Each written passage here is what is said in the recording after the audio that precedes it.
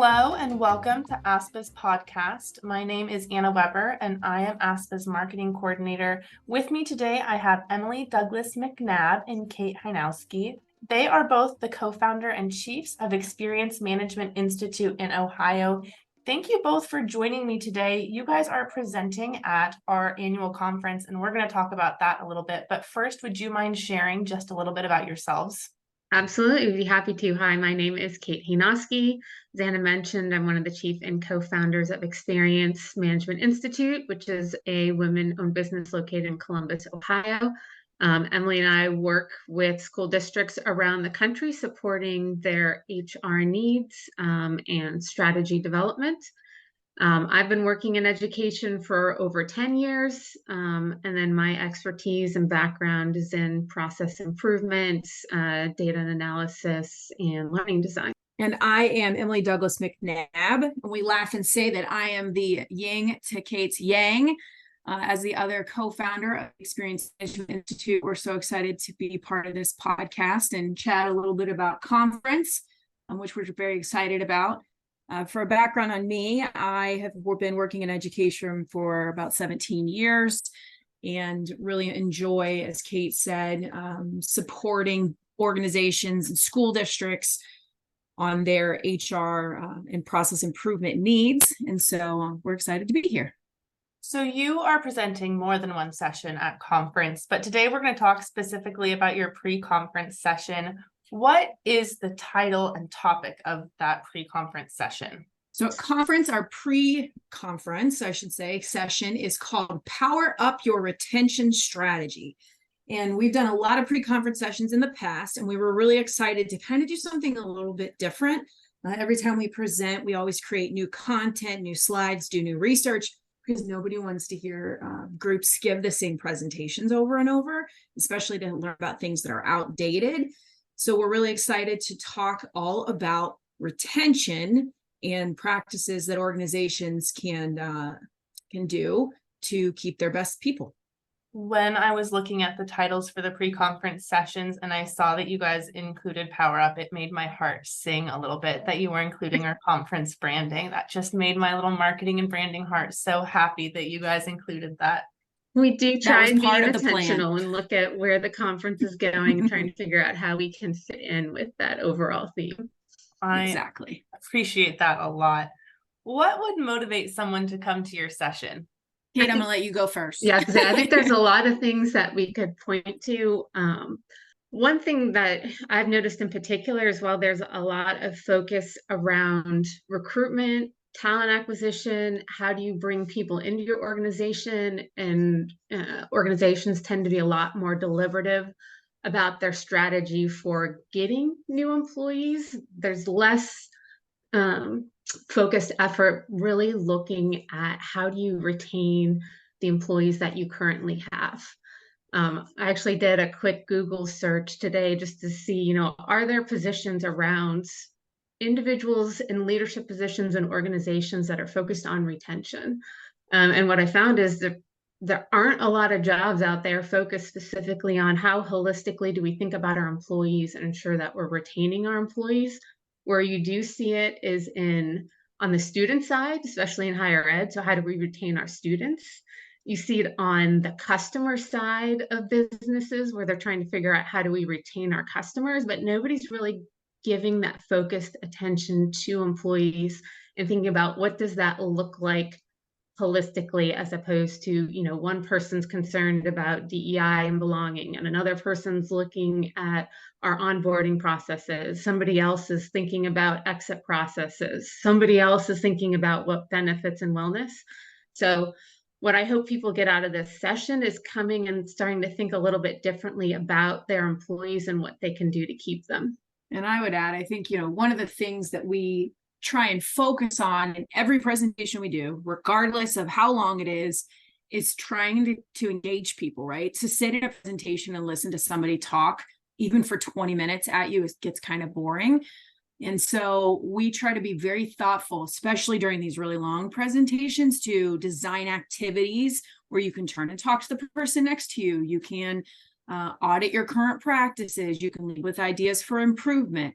Nobody wants to sit and listen to a group of people just go on and on and on and on about ways that you can get better.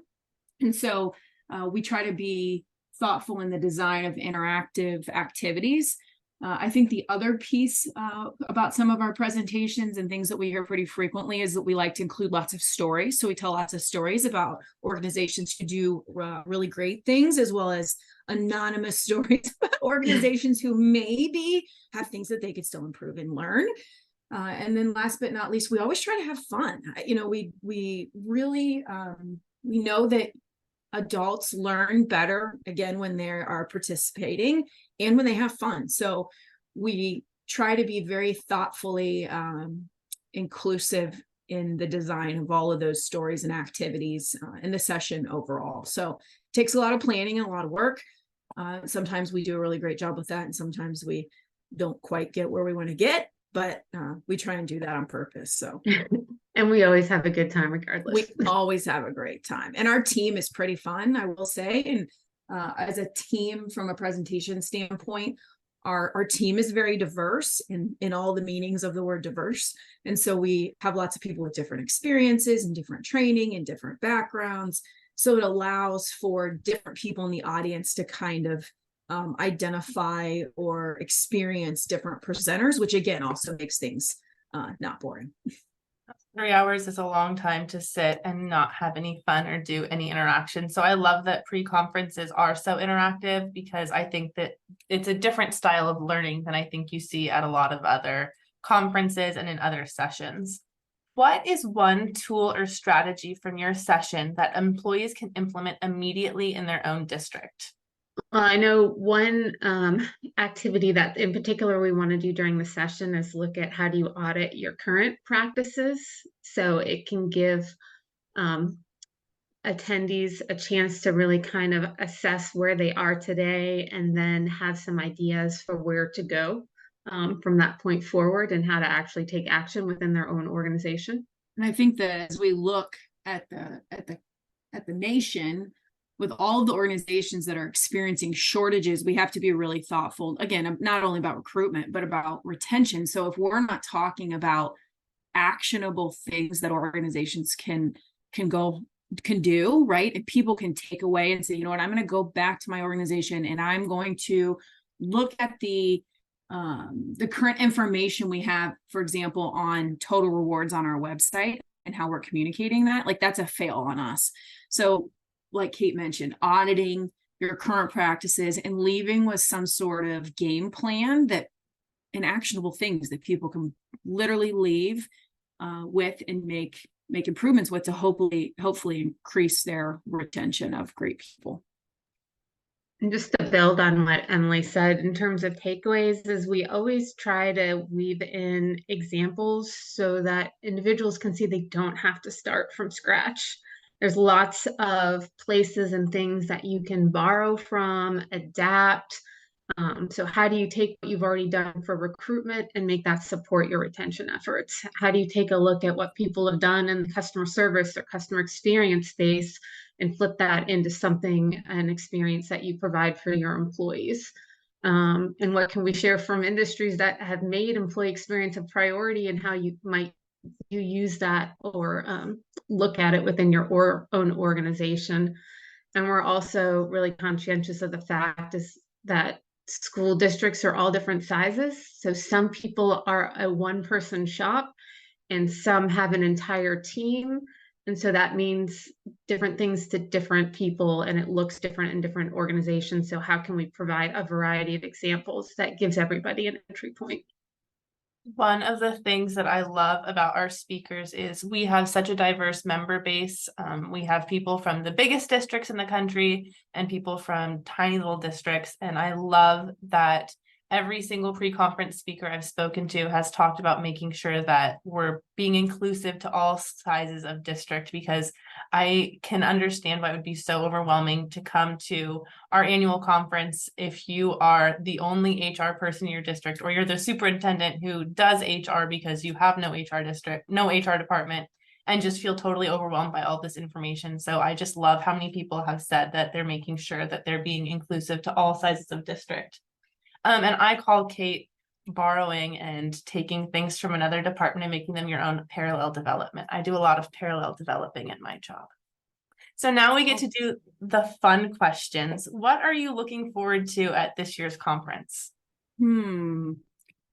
First off, conference is always a great time, right? So, and I'll just say that every year, and I think this is my, 12th or 13th AASPA conference. I always look forward to AASPA conference every year in October. And, there's so many great activities when you look at the agenda, right? So first off, being in Anaheim, how cool. So we're going to be able to go there and see everything that city has to offer. And that's not even touching the content of the conference that's been designed and how things are put together. I think the power up sessions or the ignite sessions, and those like brief sessions on really different topics are really fun and a way to kind of break up the day. So I would encourage people to kind of look at those and attend some of those. And one of the things that I think AASPA does an amazing job with is organizing a conference that provides individuals with the perfect up and down times, right? So we're going to do a lot of learning. And then on the relaxing side, we're going to do a lot of networking. And so one of the things that, I've always encouraged people at conference to do is to meet new people and make friends with people who are from your state, and make friends with people who are from other states, make friends with people who are chiefs, make friends with people who are recruiters. Because again, there you go, Anna, your parallel development. There's so many great things going on that to not learn from each other is a huge mistake, right? So there's just too many things we can borrow from each other from a practice standpoint to really elevate education as a whole, which will help again with the shortage of educators we have in this country. And so not taking advantage of those networking receptions and events and time frames, I think is a huge mistake. So there would be my couple pieces on why conference is great. And that perfectly fits in with my favorite thing about conference, which is just the people. It sounds like this year's event is going to be another well-attended conference, and that's always super exciting. A lot of the work we do is virtual. So by coming together in conference, it's a chance for us to really connect with people we may have only met over the phone or over Zoom calls. So it's a chance to build that connection. It's a chance to see people that we may only get to see once a year. It's a chance to get caught up on what people have been doing, what exciting work has been going on. So it's a fantastic opportunity, as Emily said, to build your network, but also really get some fantastic learning.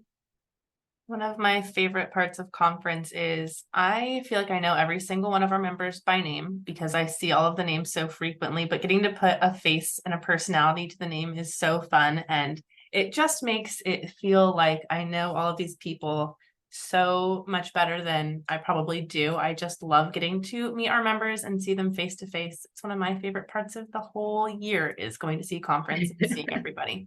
And I know it can be overwhelming for individuals to attend for the first time, but like Emily said, those networking sessions are super helpful for kind of branching out and making some connections that you may have not had otherwise. So definitely take advantage of those. Yeah, exactly. And I think the other thing I would add to that is our team, for example, we try to be very friendly people because we are very friendly people. And, sometimes I'll say to people like, come on, come sit with us, come walk around with us, especially people who have never been to conference before, because a lot of AASPA members are kind of tight-knit crew. And sometimes you feel a little overwhelmed. I remember the first AASPA conference I ever went to, I was like, all these people know each other and I don't know anyone here. And so, if I had somebody to kind of go to who I felt was a safe person who could have, introduced me to some people, it probably would have helped a lot. That was a long time ago, pre-Kelly. So we're so glad that Kelly's part of AASPA. But the board members are amazing. Kelly, the AASPA staff, amazing. More than welcome to come up and say to us, hey, I don't know anyone. Can I hang out? Sure. We'd love to have you hang out. So, we're always kind of there to walk around and talk to people and make new friends. So don't be afraid to come up and say, hey.